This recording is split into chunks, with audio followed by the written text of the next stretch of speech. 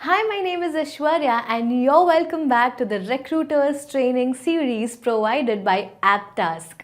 These are our ApTask 20 vital tips for recruiters at ApTask.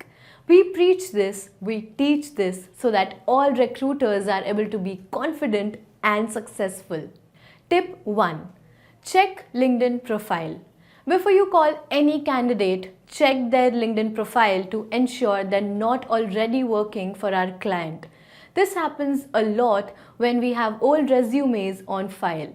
We want to avoid the embarrassment associated with it. This makes us look unprofessional and unorganized. Okay, so think of it this way. A person has their personal email address but they do not have the most current job listed on their resume.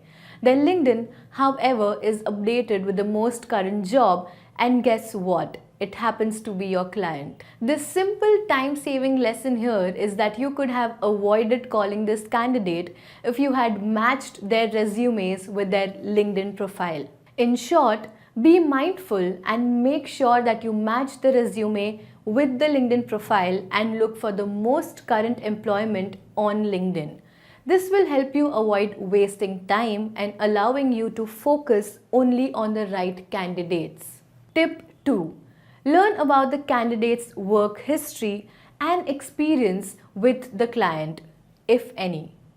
If the candidate worked previously with the client you're working for, try to get the following information: exact dates worked with that client, who they worked for or reported to, what agency they worked through, why they left it, if they left on good terms, will the client manager be willing to rehire?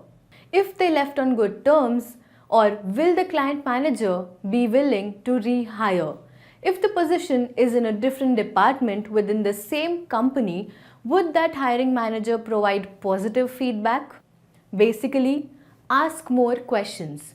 Really take the time to get to know your candidate and understand the entire situation so you can take the correct steps for the best outcome. Tip 3. Proofread the entire resume. Proofread it at least 3 times to be sure. Always proofread the entire resume. Take the time to clean up any typos and grammatical errors. The resume is the first impression the client gets of your candidate. Make it a good one. Once the changes have been made, make sure the candidate has a copy of that exact same revised resume submitted to your client.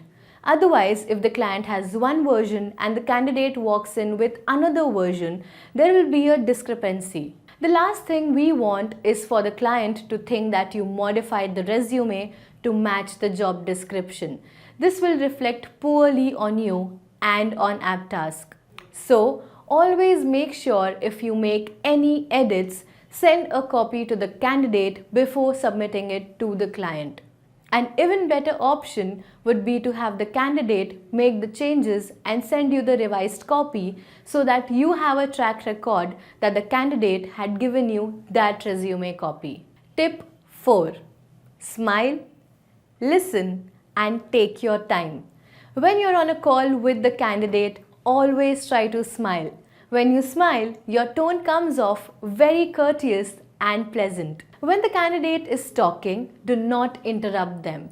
Let the candidate speak completely without any interruption. When you think that the candidate has stopped talking, pause for a second and then respond. Listen.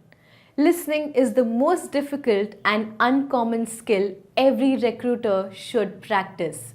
Recruiters are always trying to move quickly to the next call, but it's important to listen carefully and figure out if this candidate is suitable for the job and not try to quickly move on when they don't seem like the right fit. If you allow yourself and the candidate some time to speak, you might find that even though they are not a good fit for a particular position, they might be good for another position within the company. A little extra time can still lead to a placement. So smile, listen, and don't rush the call. Tip number 5. Know the when and why for gaps in work history. If there are gaps in the work history on the resume, get reasons in writing from the candidate for your record. Be sure to attach that to your applicant tracking system. In the case of ApTask, we use Job Diva as our applicant tracking system. Sometimes you might have to give an explanation to your client also. So, please have that information handy and ready before your client asks for it. They might want to know what happened during this period and why this candidate was not working during that period of time. There could be a number of reasons for a gap in the work history. Maybe the candidate took a sabbatical, went back to school, was traveling, had a baby, or whatever reason it may be. Make sure you have it ready. Tip number 6. Get all details, confirmation of rates and availability via email. You need to have a written record from the candidates on what rate or salary they have agreed on to take this position, when they would be available for an interview, when they would be available to start the job.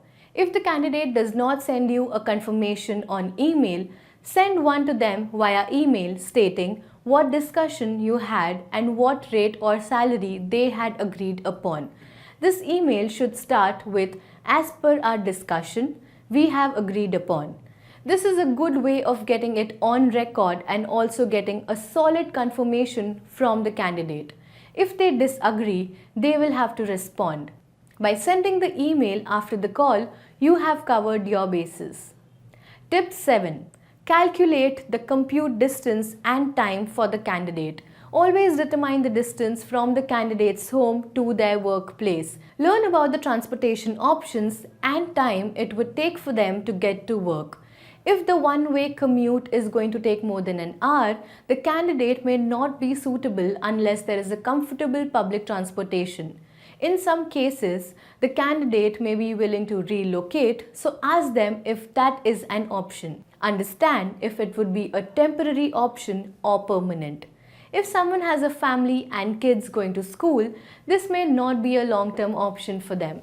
Check Google Maps from the client's work location to the person's home address.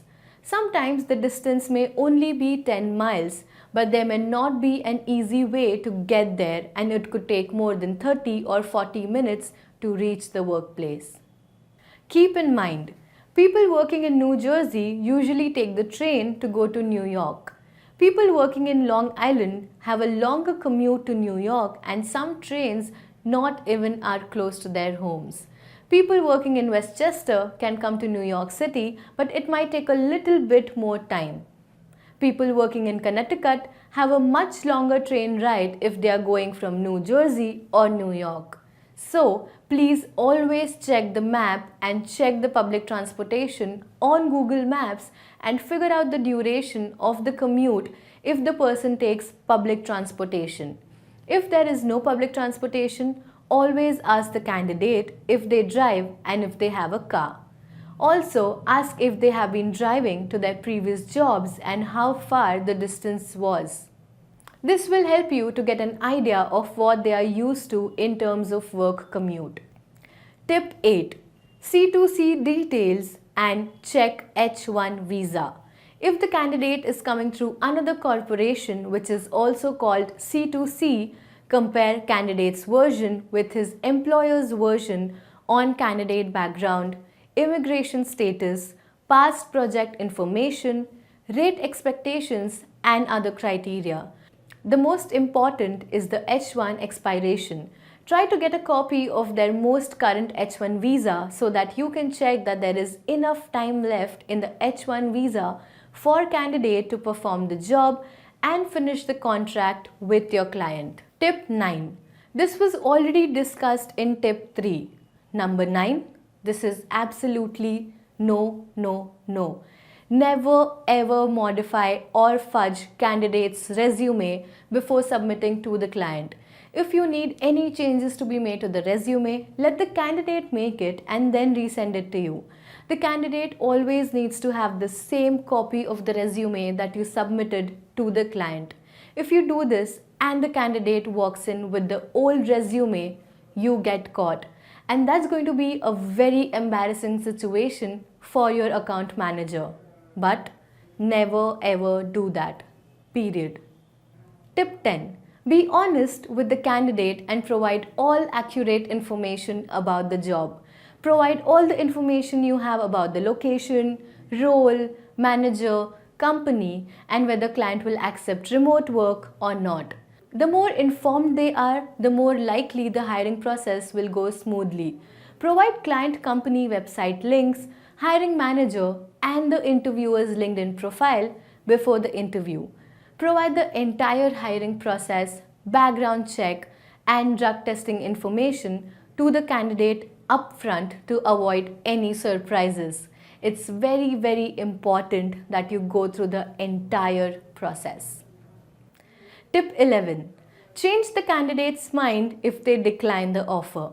If the candidate declines an offer or states that they are no longer available for the job, engage in a conversation to understand their new offer, compensation, if it is a contract, duration of the new assignment, who the client is, and any other information you can get. By getting this information, you can try to change the candidate's mind by showing how our offer can accommodate them and why it's a better choice.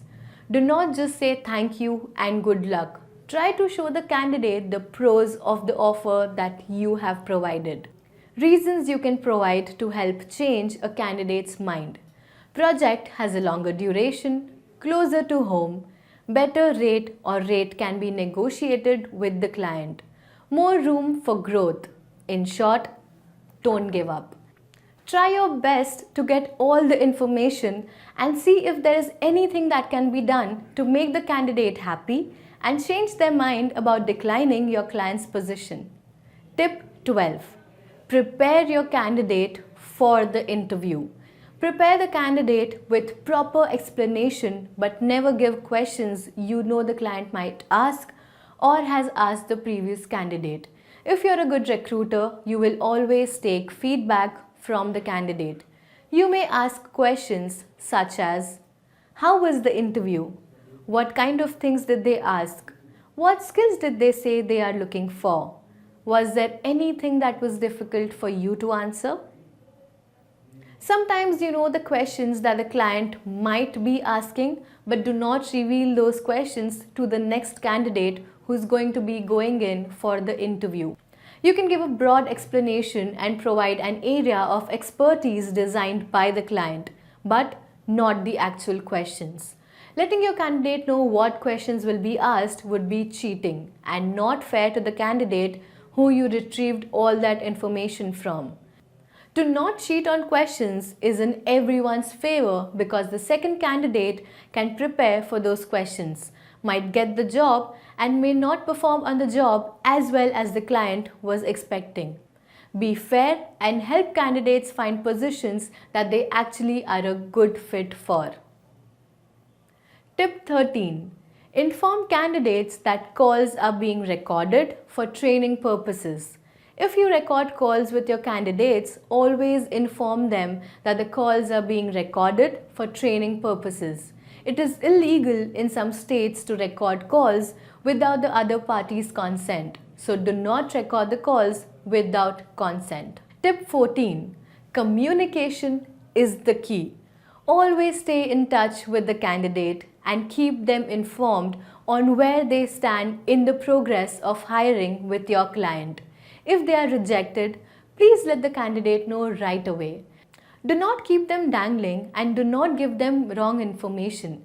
If they have any other opportunity, at least they can pursue that opportunity. In all circumstances, always stay in touch and provide proper information to all the parties involved. Log all calls in Job Diva and send follow-up emails to the candidates after the calls. Communication is the key between the client, recruiter, and the candidate.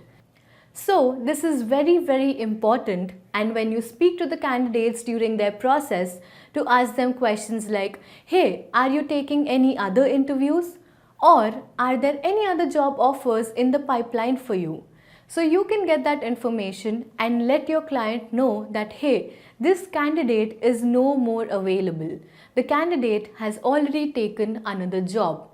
Communication is important and it's a two-way street. The candidate telling you honestly if they already got the job, or you telling the candidate that the client is not interested. Be honest and don't waste anyone's time. Tip 15. Use paid experts or working consultants. For key positions, always use paid experts or our working consultants in similar technology to interview the potential candidate. We also use Uber Conference with call recording or Zoom video recordings so that we can provide them to the client saying that this is how we interviewed the candidate. Tip 16. Send thank you emails and ensure your emails are professional. Always send thank you emails to the candidate for sending resumes, for taking an interview with your expert, and taking an interview with your client.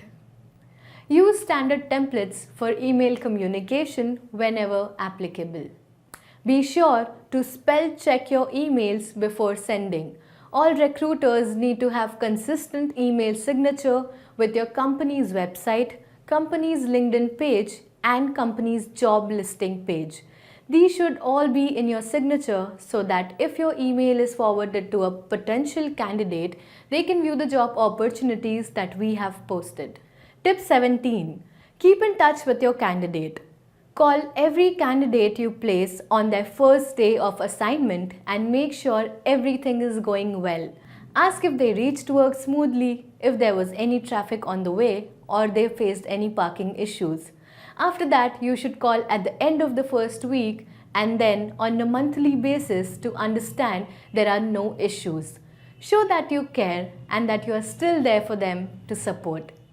Keep in touch and check to ensure there are no issues with colleagues or managers. Ask them if they find the work exciting, if they are happy. All this needs to be entered in your applicant tracking system. If you're not calling your candidate, other recruiters from other firms are. So be careful. You don't want to lose this candidate to your competitor before the contract ends. Tip 18. Continue to keep in touch. This is how you build relationships. Once a candidate finishes their first assignment with your company, you should stay in contact with them every 3 months. Find out where they're working, who their manager is, and names of their peers. Always document this information in your applicant tracking system, and if they track the names of their current managers, pass along that information to your sales or business lead team. The team can call this manager if we are not already working with this client and say that, hey, you have this candidate working with you that had worked with our client in the past. By this small introduction call, ApTask can state how we provide similar talented candidates and help them with additional hiring. Tip 19. Request honest feedback. Always request consultants to provide their honest feedback for the company on Glassdoor, whether good or bad. Offer a nominal gift for providing that feedback. That feedback is going to educate you if you're doing a good job or not. Tip 20. Be proud and passionate about your work. Be proud of what you're doing and do it with passion. Represent your company with pride and let the candidate know that we are the best in the industry. If you follow these 20 tips, you will be one of the top recruiters in the country. There may be 5% of the best recruiters among all the recruiters who do have all of the above traits. Want to be one of the top 5 percentile recruiters in the world? Then follow these 20 tips. I hope you learn this and you practice this. Thank you and good luck. Happy recruiting.